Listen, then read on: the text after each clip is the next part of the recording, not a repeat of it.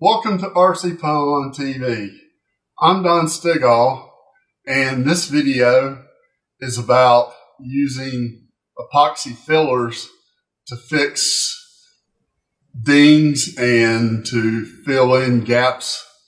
And in this case, I'm working on some molds for an Estrellita EF1 and the Shark EF1. They share the same fiberglass components. I've made a hatch, and I have quite a few places where the surface coat had bubbles in it. The turtle deck has some spots in the fillet, and I could make the molds directly from this and people could deal with it, but I'm going to fix the molds and have them right. And on the wing fillets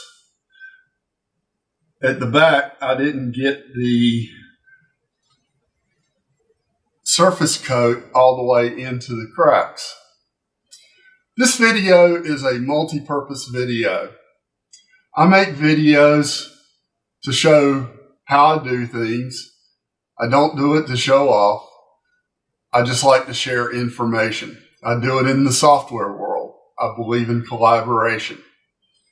And I also, because of my work in the software area, I've come up with an equation, and it's O equals MFU.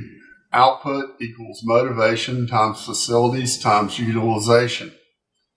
Now, maybe I've been motivated to get this done over the last few weeks, maybe not. But one facility I didn't have was time. I was working on a software release at my job.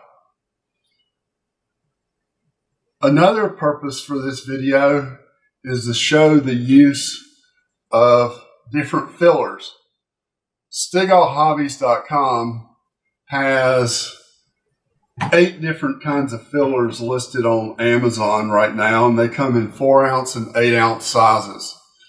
And a lot of people are discovering Cab-o-sil. Cab-o-sil is a great component to mix in epoxy when you need to turn the epoxy into a paste. It's called thixotropic. I'm also going to be using micro-balloons because micro-balloons are sandable. However, micro-balloons by themselves are not very thixotropic. They'll stay runny and they won't go where you put them unless you're using them in a glue that's already thickened. You can buy a whole bunch of specialty glues, or you can buy the epoxies you need and buy the fillers. And ours are very reasonably priced. We have a sampler kit with Cab-o-sil, quartz microspheres, microfibers, and cotton flock. And we have a complete starter kit that adds wood flour, milled fiberglass, wood flour, and phenolic microballoons and carbon fiber. And I think I repeated something there, but I'm going to leave it in the video anyway. I'm making this video because I've got to get this done. People want parts. And while I got the basic stuff done, I've got to get them finished and get final molds made as soon as possible. With epoxy fillers, you can fill dings, you can repair mistakes made in hardwood, and while laser cut kits are great, lasers don't typically cut at an angle, and when you're fitting parts together that like form a turtle deck or something like that, you're going to have gaps, and you need to fill those gaps. You can use putty, and putty does fine for some things, but for other things, if you use it properly, micro balloons mixed in enough volume with just enough Cab-o-sil to make it stay in place is a very sandable filler. And that's what I need here. The first part is preparation. Everywhere there's a little gap in here, I need to fill it. But if you fill in the gaps, you can feel that they're smooth because the surface coat didn't have anything to sit up against. If I try to put filler in this and then try to sand it, the filler may come out. So preparation is a big part of the project. If it's something simple like a ding in a wing or an extra hole drilled in a firewall, you can easily do that without a lot of prep. I'll show how to do that in future videos. This is not going to be a short video. I'm going to videotape the whole process and I'll edit it down some. But I want you to get the feel for how things work best. Because this has got the most spots on it, I'm going to go ahead and tackle it first. And I'll be using a Dremel tool. I need to get a cordless because I've ground carbon fiber with this one, and carbon fiber plays havoc with the brushes in this model of Dremel. I'm going to start out with a tapered grinding stone and see how that does. If that doesn't go well, I'll go to the carbide grinder. And I wear contacts, and you should wear eye protection anytime you're doing stuff. And this lets me see what I'm doing and how I'm progressing.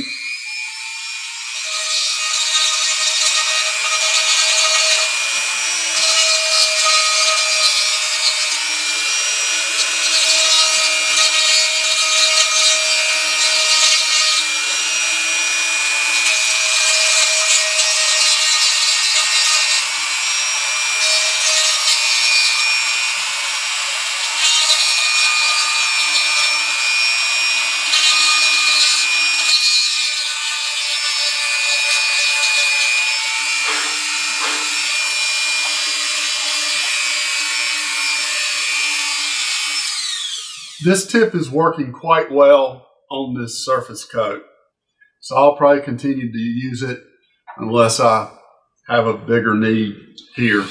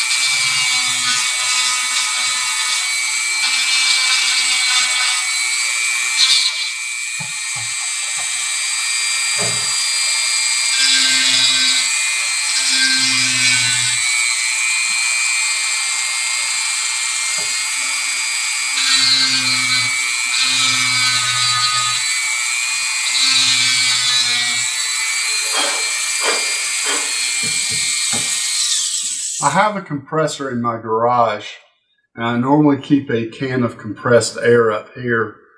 in my workshop so that I can blow things off without having to blow and suck in stuff. And by the way, I should be wearing at least a paper mask, but it's hard to talk for a video and I don't breathe.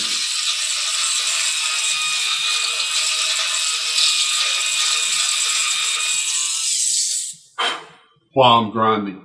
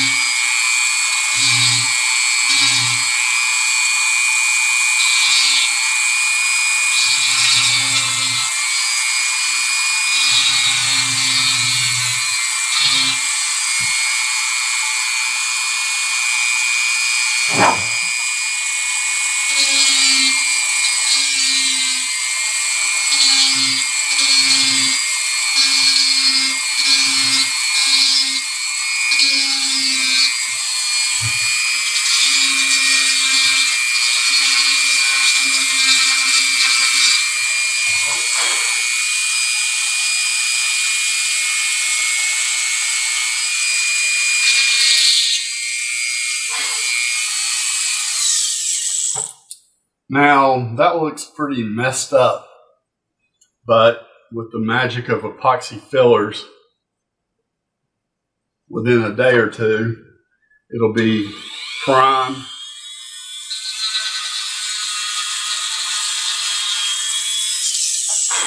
and painted and ready to make a mold from. This is actually a plug to pull clear canopies off of.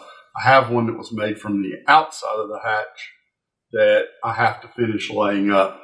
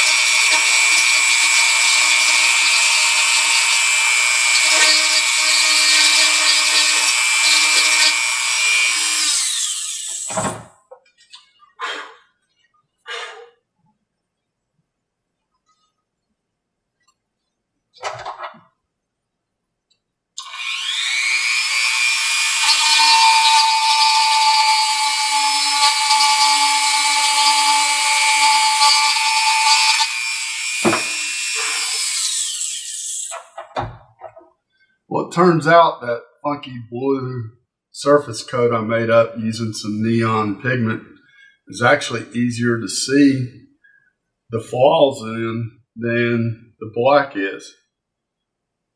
So I'll keep that in mind when I make future parts.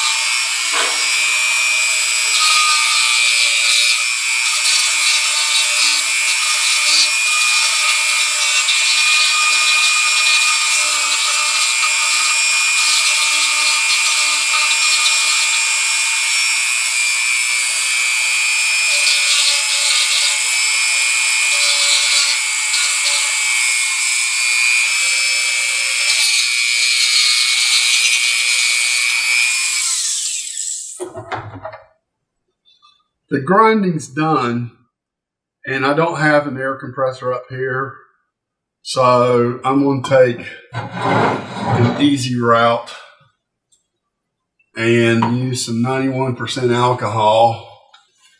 By the way, 91% alcohol does wonders on microwaves and ovens, and when you're doing housekeeping, 91% alcohol is your friend.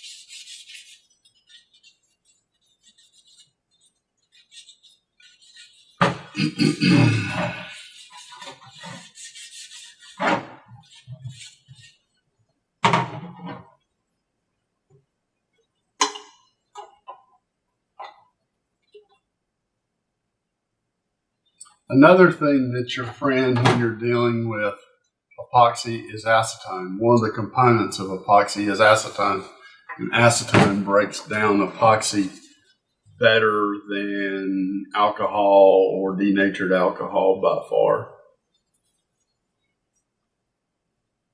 When you're filling something in the middle of a part, you prep it and you smooth it over it, and it's no big deal. But in this case, I have sharp edges, and if I try to just puddle it on there, that's what I'm going to get, is a puddle. So what I'm going to do is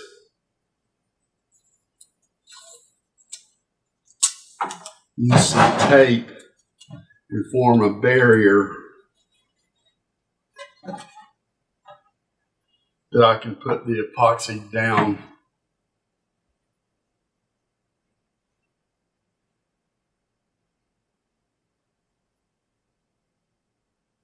up against.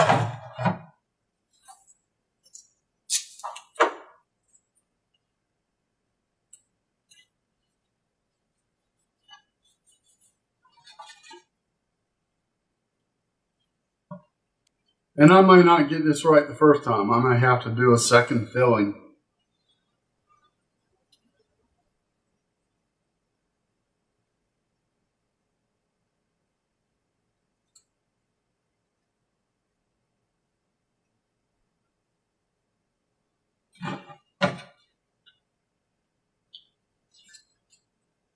Be strategic with how you make your barriers. And then be gentle when you put the filler up against the barriers.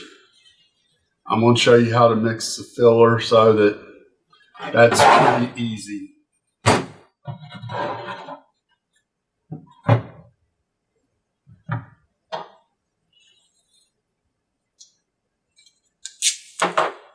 In this case, I've got to put it down in the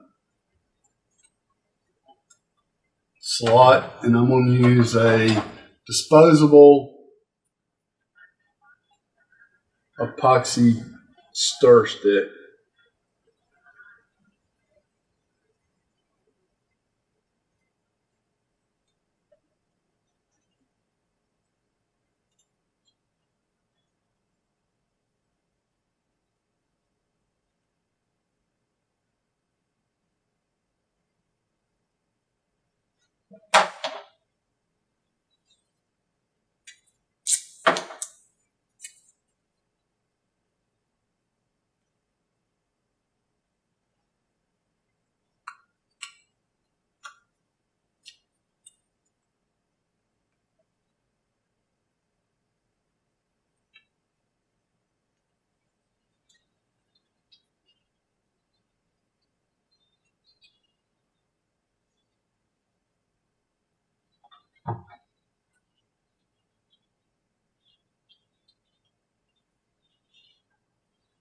There can be an art in how you make your barriers. You're effectively making a mold on the fly. In this case, I'm using masking tape.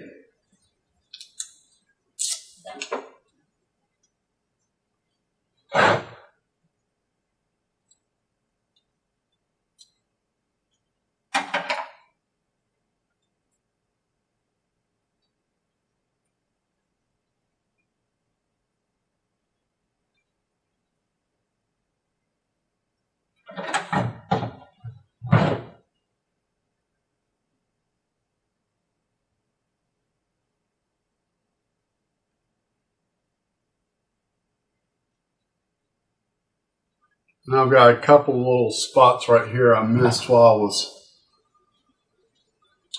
grinding.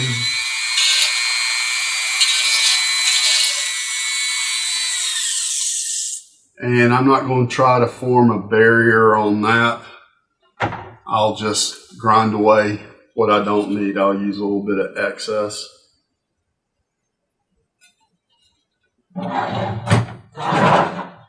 In the case of this, there's only one place that needs a barrier, and that's back along the back side of the hatch.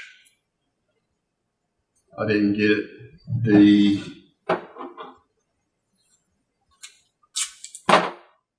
surface coat in there well enough.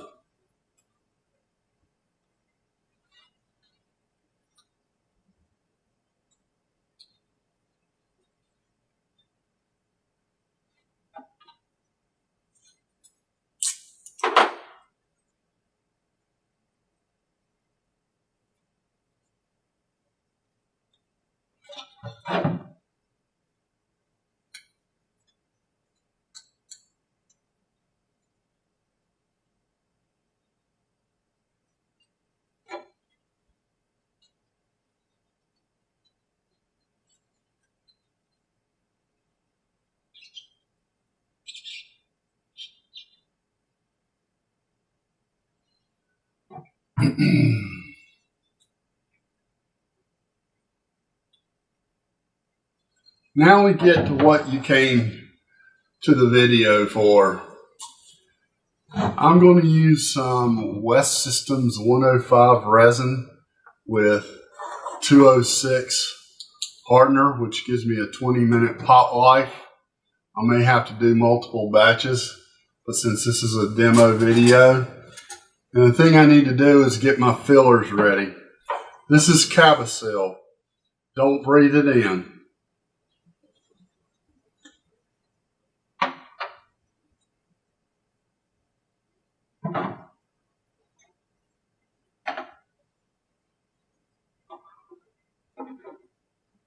And this is white quartz microspheres, also known as micro-balloons. And one reason I developed these packages the way I did is so that it's clearly labeled.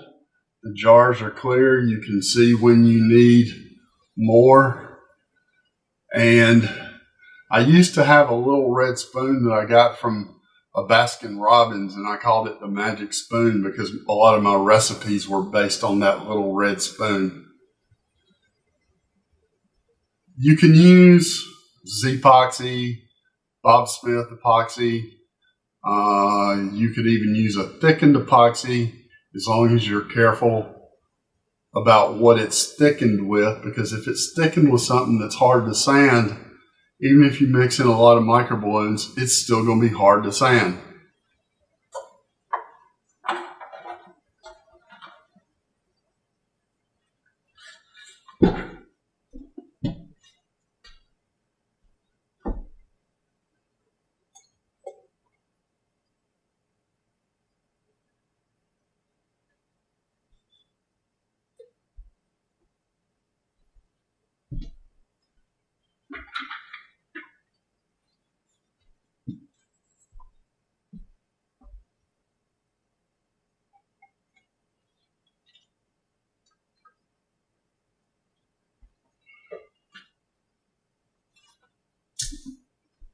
When you're using epoxy fillers, mix the resin and hardener thoroughly before you try to start adding the fillers. If you don't, the thick consistency that you may wind up with may make it impossible for you to get it fully mixed. It's hard to find unwaxed cups these days, and these only have a mild amount of wax on them. But this stick has a square end and a round end, and I can get down in the corners, and with these polyethylene stir sticks, which I may start including with some of the fillers, if you wipe it off while you're using it, you don't have to worry about breaking off hard epoxy, and you can use it between batches. And I have artist spatulas for doing the fine work with. And what I'm going to do is get a spoonful of microspheres.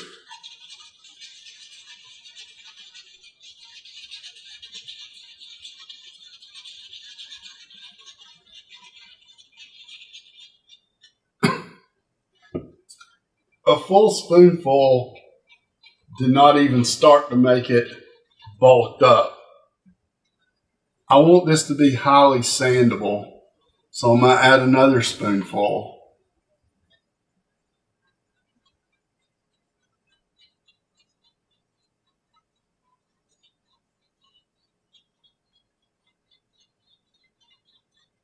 Now this is bulking up the epoxy.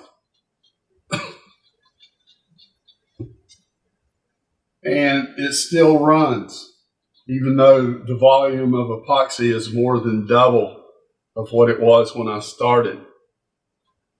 And I'm going to go for another half a spoon.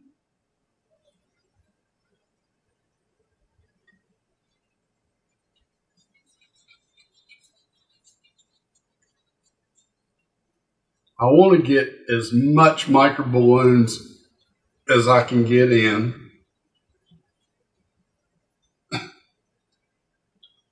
See, it still sags, even though we've mixed in quite a bit. Now the trick is to use just enough Cab-o-sil to get it to the desired consistency. You can also use microfibers, but microfibers strengthen epoxy, and Cab-o-sil basically doesn't strengthen it. It doesn't weaken it a lot. And now I have almost a non-sagging paste. So I'm going to use another half a spoonful. And as you do this, you get used to the ratios. And it's a feel thing, just like flying.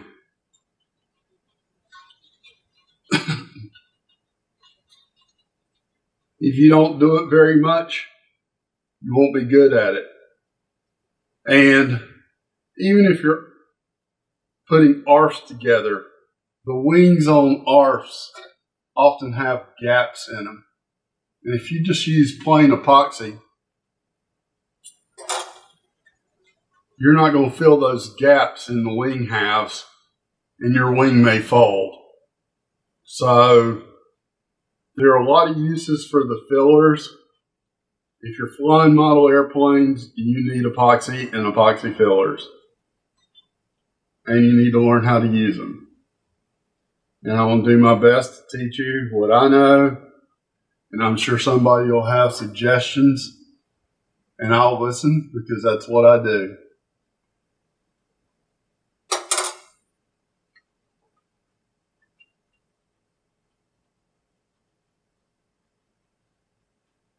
Okay, I now have a completely non-sagging paste, and I'm going to do a couple of the easy parts first.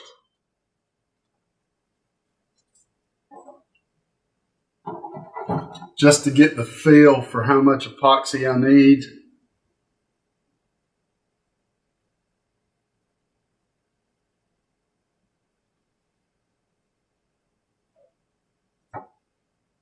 And to get my touch.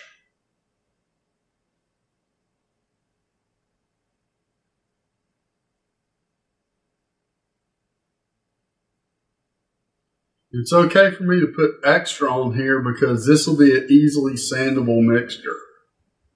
So it's better to have enough than not enough and have to do it again.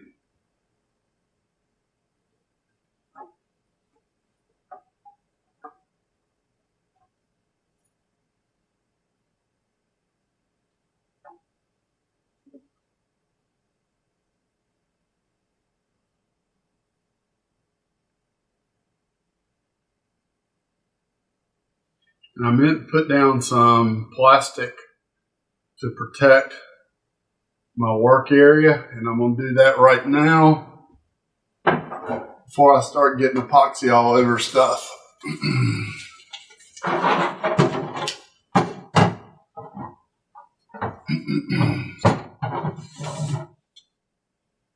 After you've got your epoxies mixed up, put the tops back on them. One enhancement I'm going to add is I'm going to start putting labels not only on the jar but on the tops, so you don't get the tops and the jars mixed up.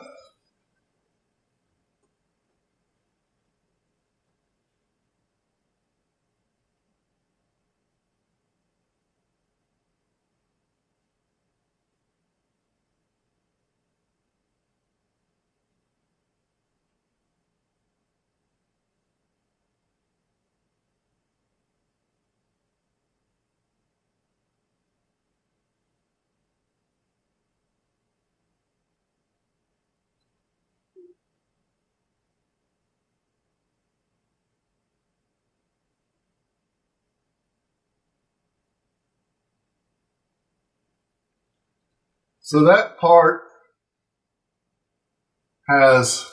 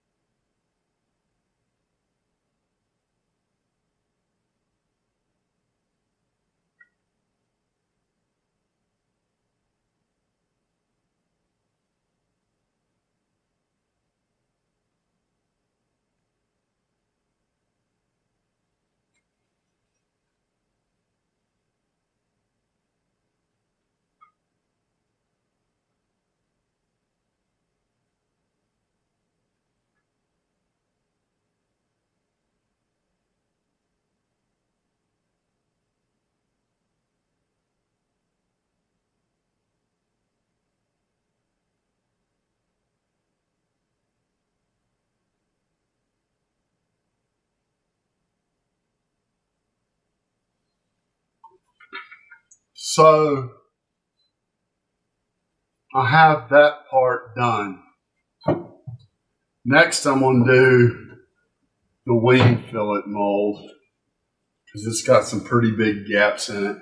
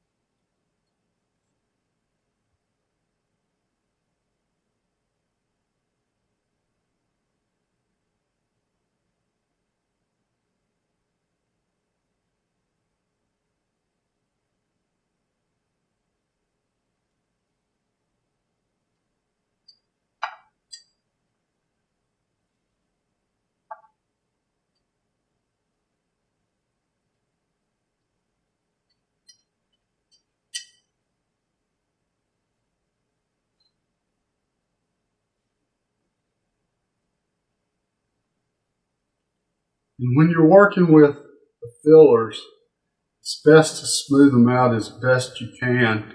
And with these masking tape barriers, I can only do so much. But one thing you can do is scrape away any known excess.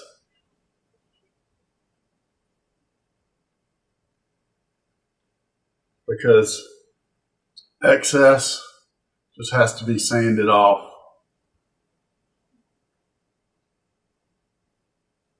Or ground off, depending on your mixture.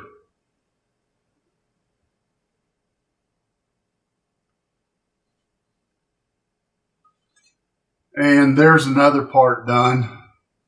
I don't have to worry about it getting on the table. So on this piece, I've got a lot of filling to do. I'm going to start at the back. And I'm going to have to puddle up some of this because some of these gaps are pretty large. But as you'll see, sanding it will be no problem with this quantity of micro balloons.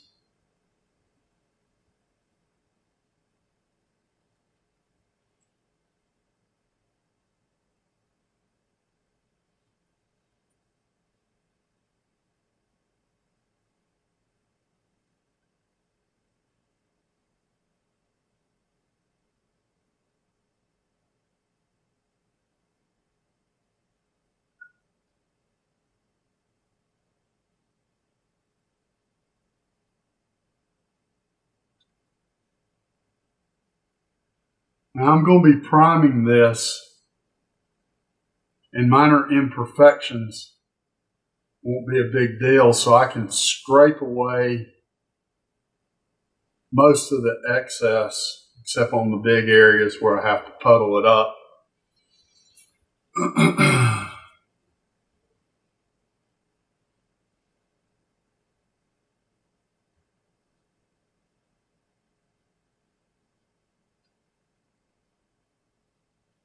Don't be afraid of leaving a little bit of extra because, like I said, micro balloons are very sandable, and the amount of Cab-o-sil we added won't make them too hard to sand. And I've been going for close to 20 minutes now. My epoxy may start to get hard on me.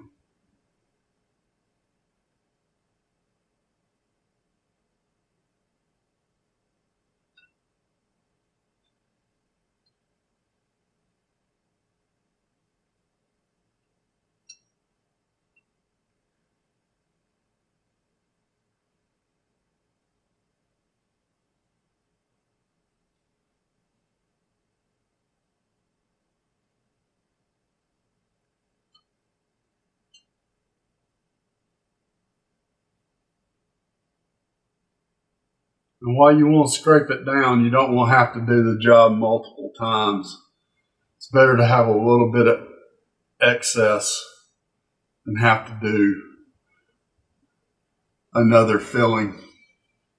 Sometimes it's unavoidable. Like I just stuck my hand where I had added some filler. So you're going to make mistakes. It's just like flying.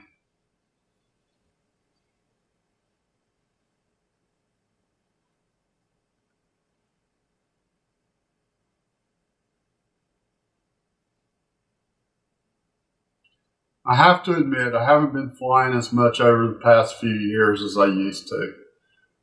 I started flying control on speed in the 70s. Actually, I started flying control on speed in the late 60s, half A control on speed.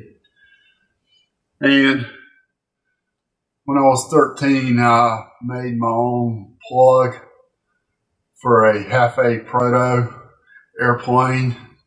My dad produced the Stigall minnows, and the Stigall minnows were very popular, so my mother and I laid up very many of them.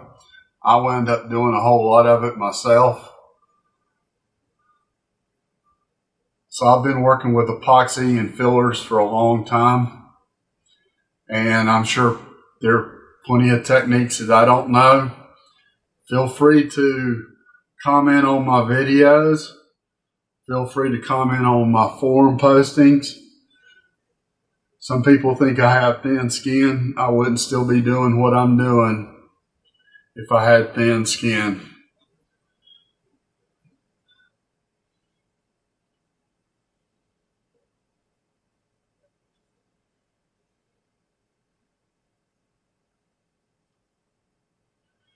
But I started flying full scale in 1995. I got Microsoft Flight Simulator and another program called Flight Unlimited, and I bought a yoke, and I learned to fly aerobatics using the instructor in Flight Unlimited, and I learned to fly ILS approaches on Flight Simulator before I ever even flew in a real airplane. And on my first flight in a Cherokee 140, it was marginal VFR, visual flight rules, and my instructor told me to get my head out of the cockpit because I was flying on instruments. I had to learn that from Flight Simulator. But you've got to know the basics. And that's why I'm doing this video, is to get this work done and to help you get started with the basics.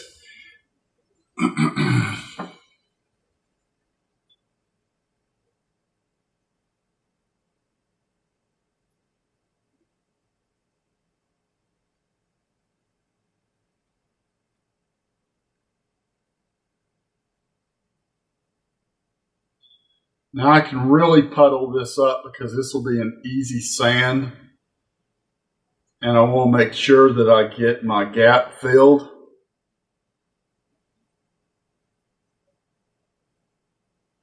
So sometimes you weigh the effort it's going to take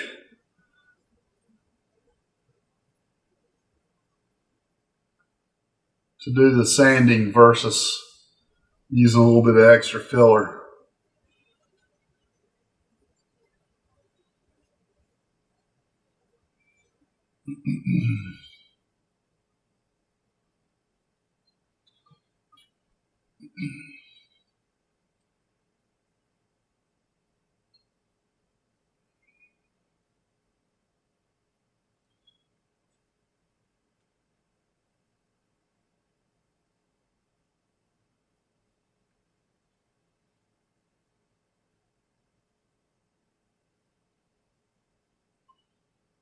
Now in this case, the material I'm putting the filler in is actually a lot softer than the filler I'm putting on it. But if you're filling balsa, you need a really high micro balloon content. And you may want to consider using phenolic micro balloons that are brown for filling balsa because they seem to sand easier than the quartz microspheres. I'm using the quartz microspheres so I can see easily what I'm doing on these parts.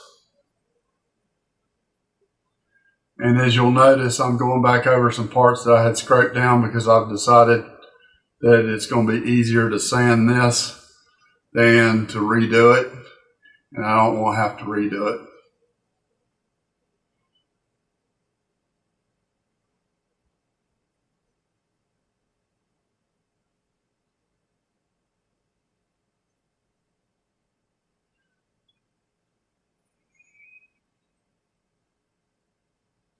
And because I've got it so thick, I can actually form a nice big area where I had that big gap.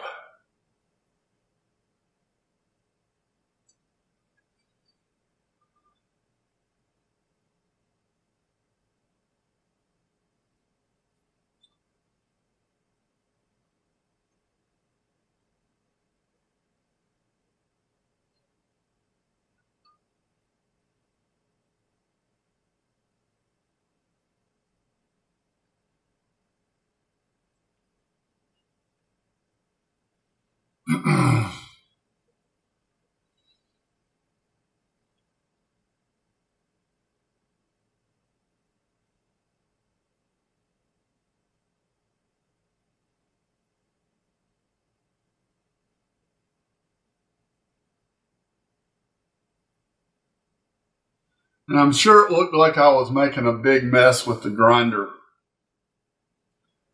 But as you see,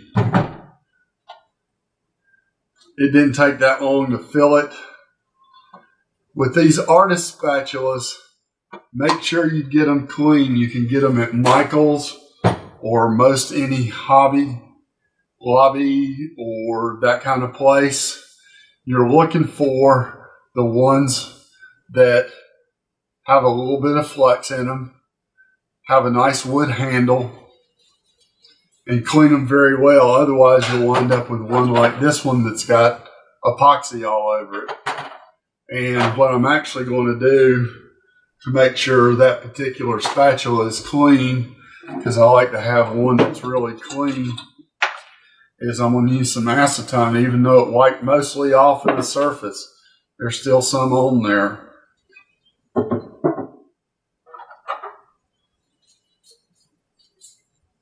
And now my spatula is completely clean. My mixture is completely non-sagging thanks to the Cab-o-sil added to the micro-balloons. And I'm going to do one thing.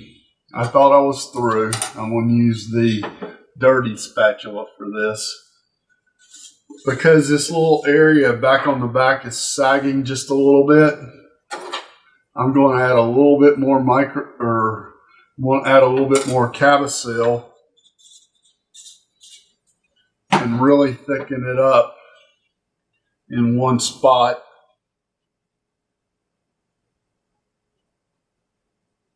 And see, now it's really thick. And I'm going to make sure that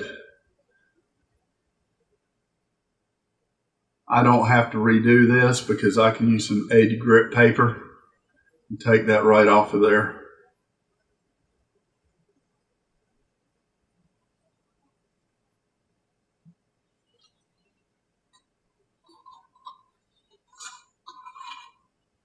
And while this is not my clean spatula, I'm still going to use the acetone. I recommend having at least 2 spatulas. I recommend buying these stir sticks. I'll be selling them on Amazon. You can also get them through CST Sales, or anybody that sells West Systems products. Even West Marine carries them. If you need epoxy, West Marine carries West System 105 and 206, 207, 209 hardeners. So get the epoxies you need, the fillers you need. Enjoy building and enjoy flying. Happy landings, and thanks for watching.